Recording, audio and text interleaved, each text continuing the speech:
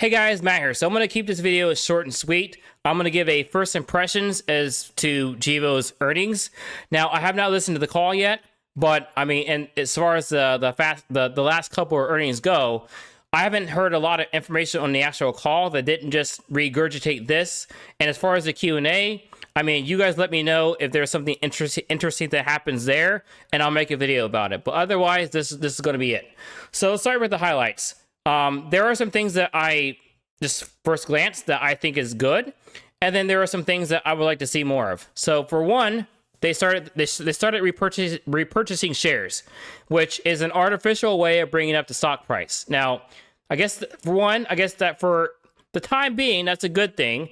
Like I guess the indirect benefit of that is that they will probably, quote, probably not dilute shares in the future. Now, that doesn't mean it won't happen, but the fact that they're buying shares back, it implies that they won't. We'll see how that works. Now, I would like to say that I don't know. I haven't looked at the documentation, so I don't know when they started repurchasing shares. But I mean, if you look by the month, it's down 10%, and if you look by the 6 month, it's down 47%. And now, I mean, if they started it 5 days ago, I guess you could see a jump up. So, I mean, if they're starting to buy back shares and they're done, I don't know. I mean, I don't know how big of an effect that's had. So that's kind of like, I really hope this isn't it. Let's just put it that way. Now, in my opinion, the best news of this sheet is that they brought down the projected spend of net zero. They brought it down from 125 to 175 million to 90 to 125 million. That's pretty good.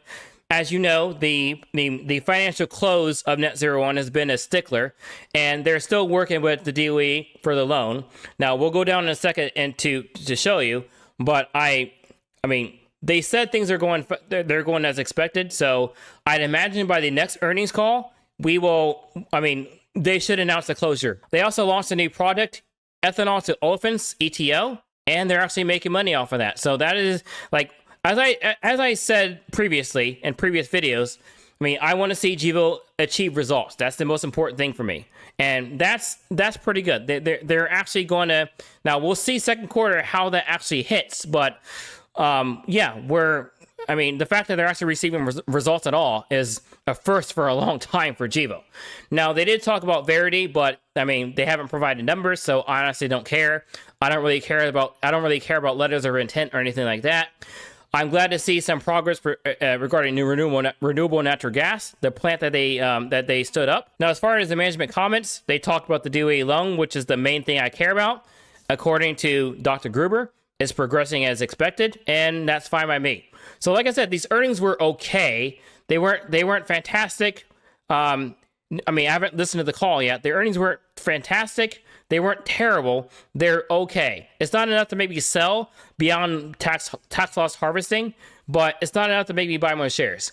I mean, they reported earnings of 3.9 and a net loss of 0.08, which, if you look at the analyst estimates, not there are a lot of them, but they missed on earnings and they missed on EPS. So yeah, nothing terrible, but nothing great. The next quarter earnings, that'll be the interesting one, because at that point, we should get some closure as to the DOE loan being accepted or not so much. But anyways, take care, have a great day, and eat your vegetables.